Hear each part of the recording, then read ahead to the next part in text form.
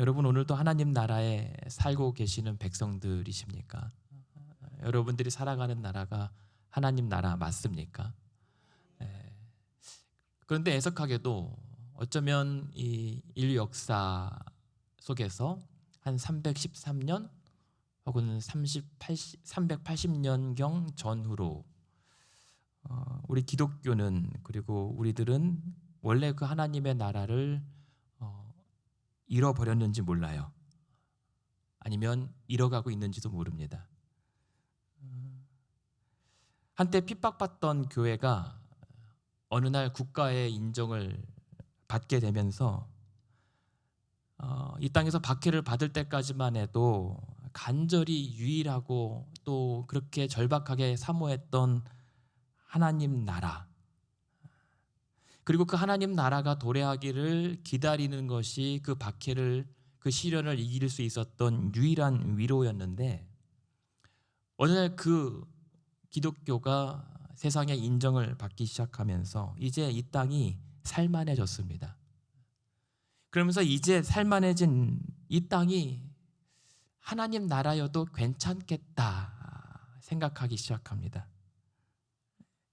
그래서 장차 이루어질 하나님 나라가 아니라 지금 우리가 살아가는 이 땅이 하나님 나라겠구나라고 생각하기 시작하면서부터 교회는 출세와 권력의 창구가 되어갔고, 이후로 하나님의 나라는 계속 지금까지 쪼그라들고 있습니다. 정확히 말씀드리면 박해받던 교회가 세상의 인정을 받으면서 교회가 오히려 그 원래 하나님 나라의 본질을 왜곡해 왔던 것입니다. 그러면서 하나님 나라의 영토가 점점 줄어들어요. 그래서 우리 스스로에게도 오늘 이 아침에 묻게 됩니다. 생각해 보시죠. 박해받던 때가 하나님 나라에 가까웠을까? 아니면 살만해진 때가 하나님 나라와 더 가까울까? 아니, 더 거슬러 올라가서 과거 이스라엘 백성들에게 가나안이 광야였고 오히려 광야가 그들에겐 가나안이 아니었을까 생각해 보게 됩니다. 초대교 교회 성도들에게도 어쩌면 안정되었던 삶의 시기보다 오히려 고난받고 시련받을 때 오히려 더 하나님 나라에 더 가깝지 않았을까 생각을 해보게 됩니다. 여러분은 어떠십니까? 오늘 저와 여러분은 정말 어떤 나라를 살고 있는가? 그 나라가 하나님 나라인가? 아니면 하나님 나라였으면 좋겠다고 여기는 곳인가? 생각을 해보게 돼요. 그도 그럴 것이 예수님께서 가르쳐주신 기도문의 두 번째 기도의 제목이 바로 그 나라, 하나님 나라가 임하시오며라고 하는 제목이거든요. 근데 여기서 하나님 나라, 그 나라가 임하시오며라고 하는 이 말은 단회적이에요. 그리고 일시적이면서 단호한 요청입니다. 그 말은 뭐냐면 하나님 나라가 반드시 임하여야 합니다. 아니면 우리 죽습니다 라고 하는 절박함의 요청이에요. 그 하나님의 나라가 반드시 와야 합니다. 그러니까 그 말은 예수님께서 이 기도를 통해서 우리에게 가르쳐 주시고 싶은 건 뭐냐면 우리의 기도를 통해서 궁극적으로 이르러야 할 최종 목적지가 어디인지를 가르쳐 주는 거예요.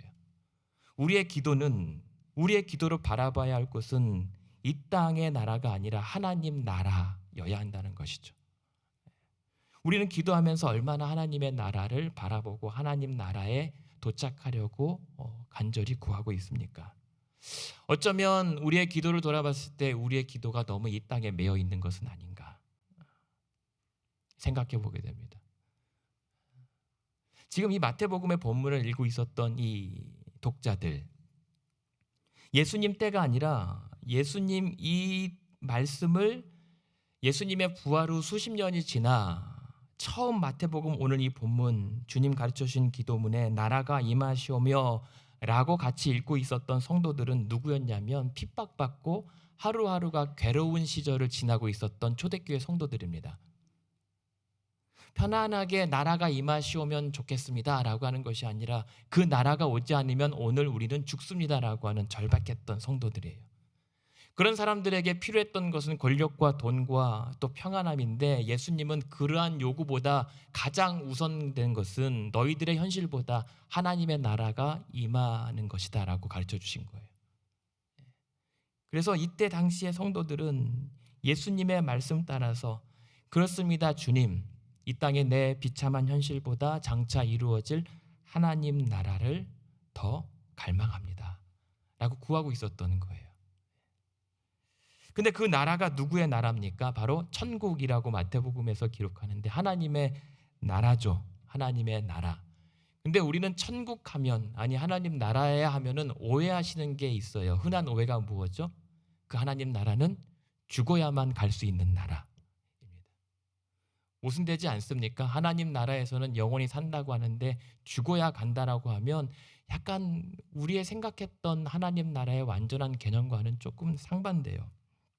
그게 오해라는 겁니다. 이 땅이 아니라 지금이 아니라 꼭 죽어야만 갈 수 입장할 수 있는 나라. 생각해 보죠.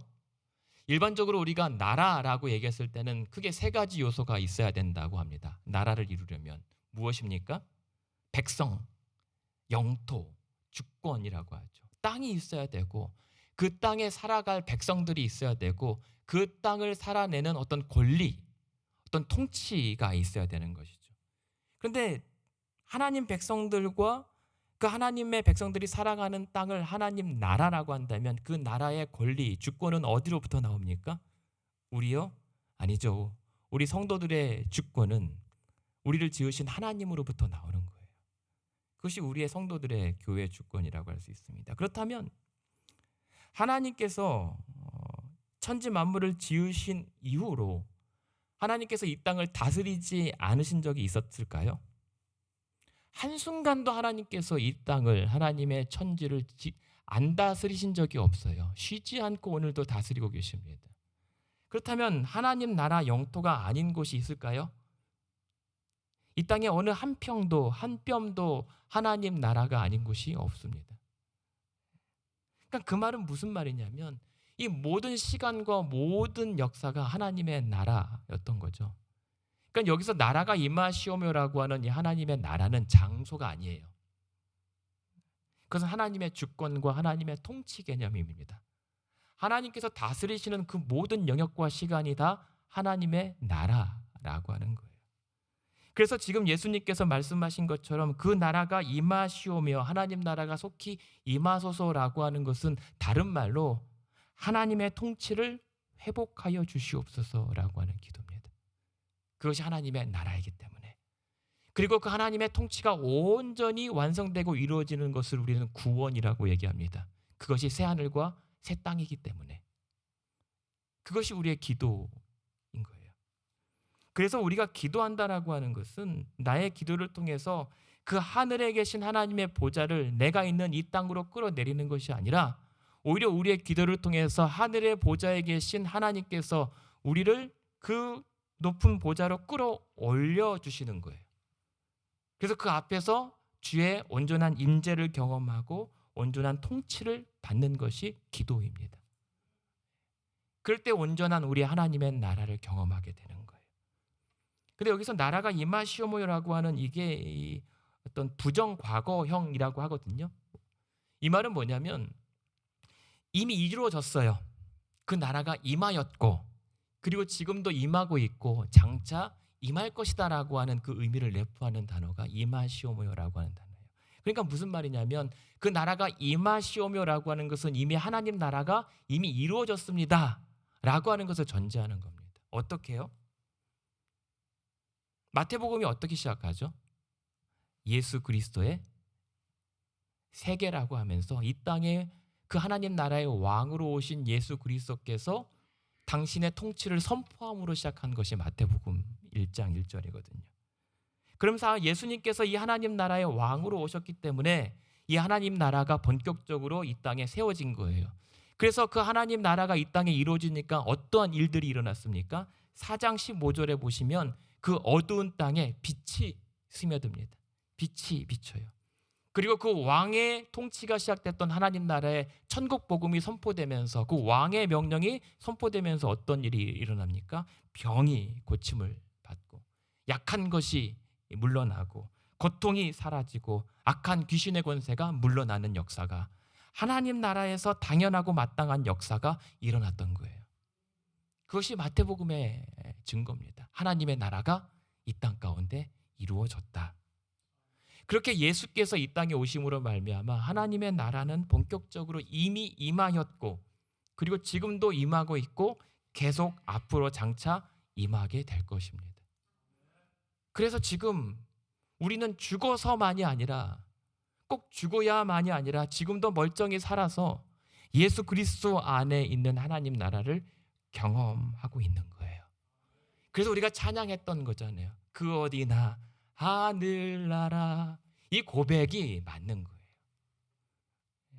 그래서 여러분, 저와 여러분은 죽어야만 갈 수 있는 나라가 아니라 지금도 살아서 그 하나님 나라를 살아가는 주의 백성들입니다. 예, 여러분 그 하나님 나라를 살아가십시오. 그 하나님 나라의 영토를 누리십시오. 그래서 오늘 이 그 나라가 임하소서라고 하는 이 말은 하나님의 나라는 우리가 땡긴다고 땡겨지는 나라가 아니에요. 정확히 하나님의 일정에 따라 우리에게 임하여 주시는 사건, 이것이 하나님의 나라입니다. 그렇게 세워지고 그렇게 우리에게 임하신 하나님의 나라가 어떤 모습입니까? 대표적으로 바울이 이렇게 설명해 주죠. 하나님의 나라는 먹는 것과 마시는 것이 아니라 성령, 오직 성령 안에 있는 의와 평강과 희락이라라고요. 그게 하나님 나라인 거예요. 그러니까 하나님 나라가 우리에게 임하면 여러분들이 하나님 나라를 살아가는 백성들로 살 때는 먹는 것과 마시는 것에 휘둘리는 것이 아니라 오히려 성령 안에서 우리에게 주시는 그 즐거움과 평안과 오름이 우리 안에서 일어나죠. 그래서 이렇게 봤을 때 하나님 나라는, 성경에서 말하는 하나님 나라는 원래부터 장소는 아니었던 거예요. 분명 상태입니다. 어떠한 상태인가. 하나님 나라가 어디 있다라고 얘기하지 않고 하나님의 나라는 어떠한 것이다 라고 얘기하죠. 마태복음의 13장부터 본격적으로 그 천국, 하나님 나라를 설명할 때도 마찬가지예요. 천국은 영역이 아니라 예를 들면 밭에 감추인 보화 같은 것이다. 혹은 천국은 물고기를 모으는 그물 같은 것이다. 혹은 그 천국은 그 좋은 진주를 구하는 장사치 같은 것이다. 어떤 가치와 상태로 설명해요. 혹은 그 천국을 찾아내는 행위로 설명을 합니다. 그래서 6장 33절에 뭐라고 얘기하죠? 예수님께서 그러므로 먼저 그 나라와 의를 찾으라라고 얘기하죠. 구하라라고 얘기하죠. 바라보라, 갈망하라라고 얘기합니다. 그런 하나님 나라를 찾으러 헤매는 자들이 모여 사는 곳이 어디입니까? 교회입니다. 교회는 그 하나님 나라 백성들이 그 도래할 하나님 나라를 계속 같이 찾으러 모인 자들의 모임이 교회인 겁니다. 여러분, 그런데 오해하거나 너무 의미부여를 하시지 말아야 될 것은, 교회는 하나님 나라의 기관 같은 거지만 교회는 하나님 나라는 아니에요. 교회가 하나님 나라 자체가 아니란 말입니다. 예를 들면 굳이 하나님 나라의 모델하우스 같은 정도? 하지만 그럼에도 불구하고 하나님 나라는 교회 없이는 생각할 수가 없어요. 왜냐하면 교회가 이 땅에 존재한다라고 하는 것은 하나님 나라의 증거물이기 때문입니다. 이 땅에 교회가 세워진다라고 하는 것은 하나님 나라의 어떤 계시의 결과가 교회예요. 교회는 그래서 하나님 나라를 증거하는 곳입니다. 그리고 하나님 나라의 도구고 하나님 나라의 관리자로서 교회를 이 땅에 세우신 겁니다. 하나님 나라는 아니지만 우리 교회를 통해서 하나님 나라가 드러나요. 그래서 교회는 우리가 보았을 때 항상 불완전하잖아요. 하지만 하나님의 계획은 이 땅에 불완전해 보이는 교회를 통해서 오히려 더 하나님 나라를 확장시켜 나갑니다. 그리고 완성된 하나님 나라를 드러내십니다. 교회를 통해서. 그래서 어떤 리더보스라고 하는 신학자는 이렇게까지 얘기해요. 하나님 나라가 우리에게는 가장 귀한 가치이다. 가장 최고의 가치이기 때문에 그 하나님 나라를 위해서는 우리의 인간성, 결혼, 아내, 이 모든 세상의 귀한 가치들을 포함한 것들을 필요하다면 그 하나님 나라를 위해서 희생될 수도, 아니 희생되어야 한다라고 얘기해요. 한 발짝 더 나가서 어거스틴이라고 하는 분은 어디까지 얘기하냐면, 이 하나님 나라가 우리의 가장 최고의 가치이기 때문에 성도들은, 그 하나님 나라 백성들은 이 땅의 세상 재물을 다 빼앗긴다 할지라도 사실상 잃는 것이 하나도 없다라고 얘기합니다. 동의하십니까? 우리는 하나님 나라의 최고의 가치를 이미 소유한 자들이기 때문에 그 하나님 나라를 소유한 이상 이 땅의 어떠한 가장 고귀한 가치를 빼앗긴다 해도 사실은 잃은 게 없다. 잃을 게 없다라고 얘기하는 거예요. 그래서 과연 우리 백성들, 성도와 교회 가운데 하나님 나라가 임하면 어떤 변화가 일어나는 줄 아십니까? 바로 그 주기도문에 이어지는 이 6장 본문에 반복해서 예수님께서 가르쳐주는 말씀이 있습니다. 6장 25절에 한번 보실까요? 같은 장이니까요. 6장 25절에 보면 뭐라고 얘기합니까? 그러므로 내가 너희에게 이르노니 목숨을 위하여 무엇을 먹을까? 무엇을 마실까? 몸을 위하여 무엇을 입을까? 염려하지 말라. 여기서 한 번만 들어가는 것이 아니라 27절도 보시겠습니까? 너희 중에 누가 염려함으로 그 키를 한 자라도 더할 수 있겠느냐?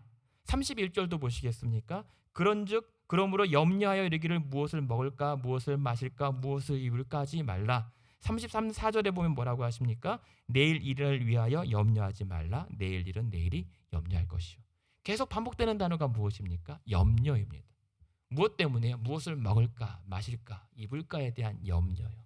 이 말은 무엇입니까? 하나님의 나라를 우리가 이미 가장 귀한 최고의 가치로 소유받은 백성들이라면 염려하지 마라. 그 먹는 것과 마시는 것 따위에 마음 빼지 말라.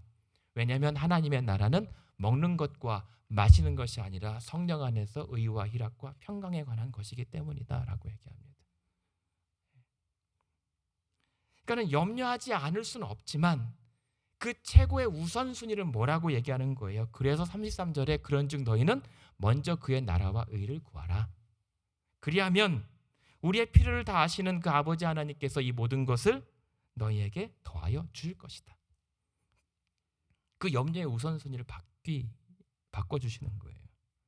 그래서 우리 가운데 하나님의 나라가 정말 임하잖아요. 여러분의 가정과 여러분의 삶 가운데 하나님의 나라를 경험하잖아요. 그러면 이런 먹는 것과 마시는 것 따위에 우리가 염려하지 않게 됩니다. 대신 의와 희락과 평강이라고 했기 때문에 거짓 대신에 하나님의 옳음, 어떤 염려 대신에 평강, 하나님 나라의 평강, 슬픔 대신에 영원한 기쁨, 희락의 성령의 역사가 우리 가운데 일어나게 되어 있는 거예요. 그래서 초대교회 성도들은 그런 하나님 나라를 경험하며 살았던 거죠. 날마다 그들의 삶 가운데 하나님의 나라가 이루어지지 않고는 도무지 못 배기는 삶이었기 때문에 오히려 저들의 삶 가운데는 밖에 속에서도 하나님의 나라가 더욱더 강력하게 짙게 드리웠던 것이죠. 하면 우리는 어떠한가? 오늘 우리에게 하나님의 나라는 어떠한 곳인가? 어떠한 가치인가? 지금 이 땅 말고 나중에는 꼭 가보고 싶은 나라지만 이 땅에서는 굳이 발을 들여놓기 꺼려지는 곳은 아닌가? 여러분, 우리가 경험하고 우리 가운데 임재하는 하나님의 나라의 그 밀도와 농도는 어떠합니까? 너무 얄팍한 것 아닌가?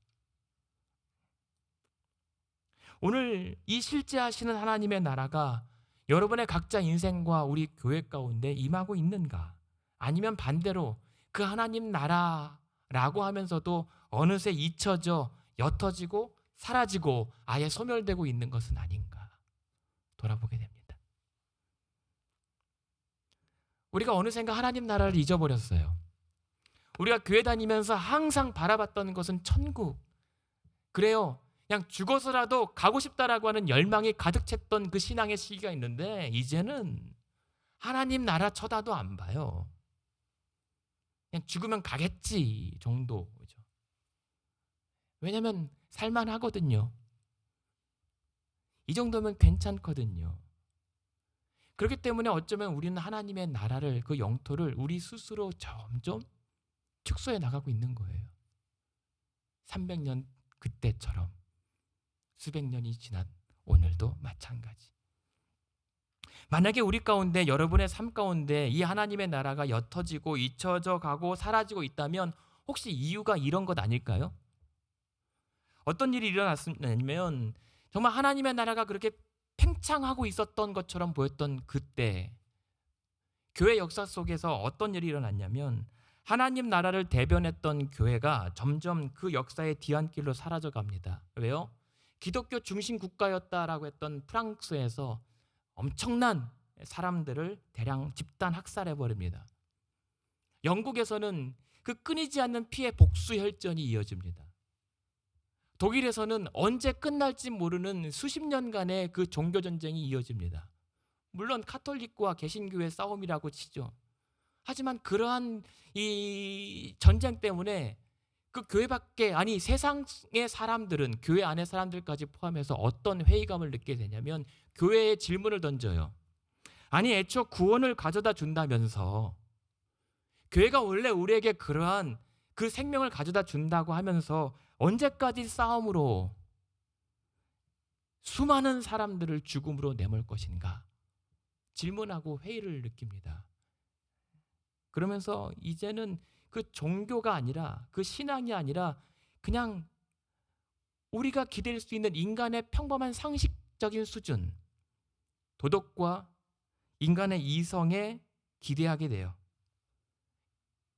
그러면서 초월적 종교 구원보다 당장 내가 살아가는 이 땅의 상식적인 수준에 눈을 돌리면서 신앙을 등지고, 결국에는 그 기독교 중심 국가였다라고 하는 나라들이 반기독교적 국가로 전향해버리는 게 된 결과를 낳게 되죠. 그러면서 이후부터 역사는 어떻게 되어 왔습니까? 사람들은 천국 복음이요, 진리요, 그런 것들보다 이제는 이념과 사상과 유행에 오히려 교회가 휘청이게 된 상황을 맞이하고 있는 겁니다. 누구 탓입니까? 세상의 탓입니까? 이교도들의 탓입니까? 교회 탓입니다. 그렇다면 그 역사 속에서 오늘 우리는 어떠한가?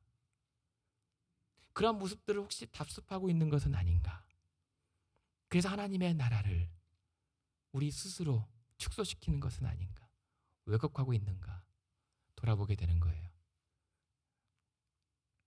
이때 등장하는 사람이 어거스틴이에요. 아우구스티누스라고 하는 그 기독교의 그 유명한 원조. 보쌈에는 원조 할머니가 있다면 기독교에는 원조 어거스틴이 계시는데, 이분이 책을 써요. 하나님의 도성, 신국론. 근데 이 책을 왜 쓰냐면 철석같이 믿고 있었거든요. 무엇을요? 로마가 하나님 나라라고요. 왜냐하면 핍박받던 이 기독교를 로마가 300년경에 공인하고 국교로 아예 나중엔 정해요. 그래서 드디어 마침내 핍박받던 성도들이 자유함을 얻고 신앙의 종교를 얻으면서 이 땅에 하나님 나라가 이루어졌다라고 철석같이 믿어요. 근데 그것도 오래 못 가서 나라가 망합니다. 기독교를 공인한 이후 한 150년 정도요. 근데 이때 로마가 망하면서 사람들이 이렇게 생각해요. 우리 로마 제국이 멸망한 것은 기독교를 받아들인 다음부터 결국은 망하게 된 거다라고 이제 탓을 해요. 그런 모습들을 어거스틴이 바라봅니다. 야, 이 땅에 정말 하나님 나라가 로마를 통해서 이루어진 줄 알았는데 그 나라, 하나님 나라가 허망하게 멸망하는 모습을 보면서 이렇게 씁니다. 기독교가 국교라고 해서 로마가 하나님 나라가 된 것은 아니다 라는 취지예요. 우리가 기독교인이라고 이 땅에 교회가 많이 세워졌다고 해서, 겉으로만 그런다고 해서 하나님 나라가 온 것은 아니다라는 의미입니다. 그러면서 그 하나님의 도성이라고 하는 이 책에서 두 나라를 대비시켜요. 이 땅에 두 가지 사랑이 두 나라, 그냥 두 도시를 두 나라로 표현하겠습니다. 두 나라를 건설했다. 한쪽 나라는 하나님까지도 심지어 멸시하며 자기 사랑이 그 지상의 나라를 만들었고, 반대로 자기를 멸시하면서까지 하나님을 사랑하는 사랑이 천상의 도성, 천상의 나라를 만들었다. 따라서 이 지상의 나라는 자체를 사랑한다. 그러나 천상의 나라는 주를 자랑한다. 아니, 지상의 나라는 자기 자체를 자랑하고 천상의 나라는 주를 자랑한다라고 얘기합니다. 그러면서 지상의 도성 사람들은 사람들에게서 영광받기를 원하는데, 이 천상의 도성 사람들은 자기 양심을 돌보시는 하나님을 최고의 영광으로 여긴다. 지상의 나라는 자기들의 몸이나 마음이나 혹은 쌍방간에 얻을 수 있는 유익한 것을 쫓는데, 그 하늘의 천상의 나라는 사람의 유일한 지혜가 있다면 하나님을 바르게 경배하는 경건, 그 경건을 쫓아 사람들과 천사들로 구성된 그 성도의 무리에 참여해서 하나님께서 만유의 주로 우리 믿음 가운데 계시게 되는 그 목표를 상으로 받기를 기다린다라고 얘기합니다. 그것이 지상의 나라와 천상의 나라의 기준이라는 거죠. 그냥 십자가만 세워졌다고 되는 것이 아니라 정말 우리 안에서 지상의 가치가 아니라 천상의 가치인 하나님을 최고의 가치로 삼을 것인가? 우리가 아니라 하나님의 영광이 나의 최고의 가치인가? 우리와 몸과 우리의 마음과 우리 서로에게 유익된 것이 아니라 하나님께 가장 유익된 것을 쫓는 것인가? 그 가치로 따라서 그 내적 가치를 통해서 지상과 천상의 도시가 구분된다라고 하는 거죠. 그런 관점에서 저와 여러분은 어디에 소속되어 있습니까? 우리 교회는 지상입니까? 정말 하나님 나라입니까? 분명히 얘기합니다. 지상과 천상의 중립지대는 없다. 어느 한쪽을 우리는 결정해서 살아야 되는 거죠. 그렇게 봤을 때 오늘 예수님께서 그렇게 강력하게 두 번째 순위의 기도의 제목으로 그 나라가 임하야 합니다 라고 가르쳐 주시는 것은, 어찌 보면 그 나라가 임해야 되는 것이지 그 나라를 우리는 결코 세우지 못한다라고 하는 처절한 자백 같은 거예요. 우리는 하나님 나라 못 세웁니다. 그래서 주님께서 다시 오셔서 그 나라를 완성할 때까지 우린 처절하고 간절하게 기도해야 되는 이 제목이 그 나라가 속히 임하기를 원합니다 라고 하는 기도인 거죠. 여러분, 하나님 나라가 속히 임하기를 얼마나 기도합니까? 우리는 예수님께서 분명 두 번째 우선순위라고 말씀하십니다. 하나님 나라를 구하십시오. 왜냐하면 이 땅에 하나님 나라가 속히 오지 않고 우리가 그 나라를 세우면 세울수록 그 나라는 부서지고 소멸되는, 그 하나님 나라는 존귀하고 숭고하며 거룩한 나라입니다. 우리가 감히 거기에 덧치를 못합니다. 그래서 하나님 나라는 무엇입니까? 세우는 것이 아니라 구하고 찾는 것입니다.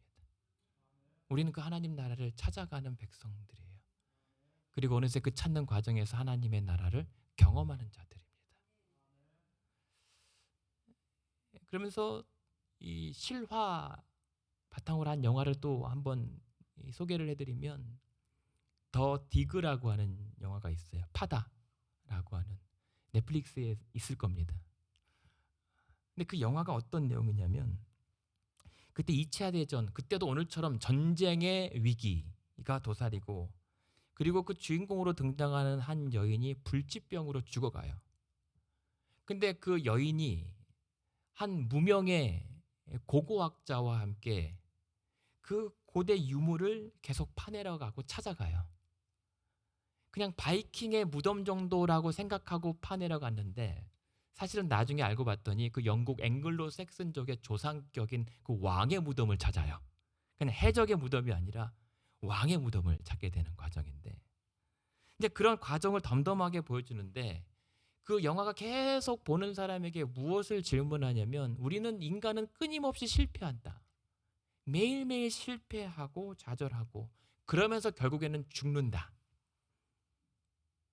그러한 죽고 실패할 수밖에 없는 우리 인생이 왜 끊임없이 그 묻혀진 과거를 파헤치면서 발견하는 그 현재를 통해서 왜 앞으로 펼쳐질 미래를 향해 끊임없이 나가야 되는가? 왜 과거를 통해 과거를 찾아 나가는 현재를 통해 우리는 앞날을 살아가야 되는가? 이어가야 되는가? 도전해요. 그 영화를 보면서 어떤 생각을 우리에게 적용할 수 있냐면 오늘 우리는 왜 하나님 나라여야 하는가? 그 하나님 나라를 위해서 왜 지난날에 그 과거의 하나님의 일하심과 그날의 십자가를 움켜쥐고 살아가야 되는가? 결국은 오늘도 왜 살아야 되는가의 문제 앞에 오늘도 그날의 십자가에 그 하나님 나라 가는 이 지도를 움켜쥐고 오늘도 우리는 죽을 수밖에 없는 인생, 실패할 수밖에 없는 인생이지만 우리를 위하여 예비하신 그 하나님 나라를 계속 찾아가는 것이 오늘 우리가 살아내야 될 이유인 것이죠. 그러니까 우리 신앙에서 여러분 오늘도 얼마나 하나님 나라를 사모하며 기대하며 오셨습니까? 혹시 우리 무의식 가운데 그 하나님 나라가 이미 지워진 것은 아닌가? 그래서 기쁨이 없고 열망이 없고 소망이 없는 것은 아닌가? 교회를 와도 퍽퍽한 것 아닌가? 예배를 드려도 그 하나님 나라가 아니라 그 이 땅에 매여 있는 우리의 신앙의 관점으로 바라보니까 우리의 예배가 즐거움이 없는 것은 아닌가? 그 예수님께서 가르쳐 주신 그 나라가 속히 임하여 달라고 하는 그 기도를 우리가 어느새 슬쩍 빠뜨리고 있는 것은 아닌가 돌아보게 됩니다. 그래서 결론입니다. 그럼에도 불구하고 말씀은 그러므로 오늘도 다시 그 나라를 찾으라, 구하라 라고 말씀하시는 거예요. 그렇게 해서 오늘도 애쓰고 병약하고 여전히 연약하고 또 넘어질 수밖에 없는 인생들이 그렇게 애절하게 가야만 찾을 수 있는 것이 하나님의 나라라면 과연 그 하나님 나라를 오늘도 우리가 소유하고 있는 사람들은 어떤 누구입니까? 분명 예수님은 말씀하시죠. 마태복음 5장에 그 하나님 나라를 소유한 자들은 심령이 가난할 수밖에 없는 자다. 의를 위하여 박해를 감수하는 자들이 하나님 나라 천국이 그들의 것입니다. 그래서 그 예수로 말미암아 오직 그 천국 하나님 나라를 향해 우리를 이끄실 수 있는 그 주인 되신 예수 그리스도로 말미암아 혹 욕먹을지라도 혹은 사람으로부터 거짓으로 모든 악한 말을 듣게 될지라도 그러나 장차 하늘의 상이 큼을 보고 기뻐하고 즐거워할 수 있는 자가 천국을 하나님 나라를 소유한 자다라고 말씀하잖아요. 여러분, 그러한 여러분들이 바로 하나님 나라 소유한 자들입니다. 만약 나의 실패와 죽음의 연약함 가운데 우리의 부족하고 처절한 연약한 현실 때문에 여러분의 심령이 가난하여 하나님을 그렇게 애타게 부여잡고 있다면 하나님 나라를 살고 있는 겁니다. 그 의를 위하여 기꺼이 내가 손해와 박해와 희생을 감수해야 된다면 그러고 있다면 하나님 나라를 살고 있는 거예요. 그 때문에 이 땅에서 인정받지 못하고 악한 말과 거짓된 말로 고생한다면 기뻐하십시오. 지금보다 비교할 수 없는 훨씬 큰 하늘의 상이 여러분들을 기다리고 있습니다. 그래서 만약 이번 한 주도 우리가 만약 하나님 나라 백성으로 살아가고 있다고 확신한다면 가장 하나님다운 방식이 무엇입니까? 여러분, 저는 요즘 우리가 신앙생활하고 있는 요즘의 이 모습이 가장 하나님답다라고 확신하게 됩니다. 하나님다운 방식은 무엇입니까? 젖과 꿀이 흐르는 가나안 땅이 아니라 물이 없고 메마른 광야 땅을 계속 하나님과 동행하며 살게 하는 그것이 하나님의 방식이라면 오늘 만약에 믿음 때문에 신앙 때문에 여러분의 일 때문에 연약하여서 거친 광야를 가로지르고 있다면 그게 하나님다운 방식인 것 같아요. 그러므로 오히려 그럴수록 기뻐하고 즐거워하라. 그래서 우리에게 권면하는 하나님의 말씀 무엇입니까? 내가 정말 그 하나님 나라 백성으로 살아가고 있다면 항상 기뻐하라. 쉬지 말고 기도하라.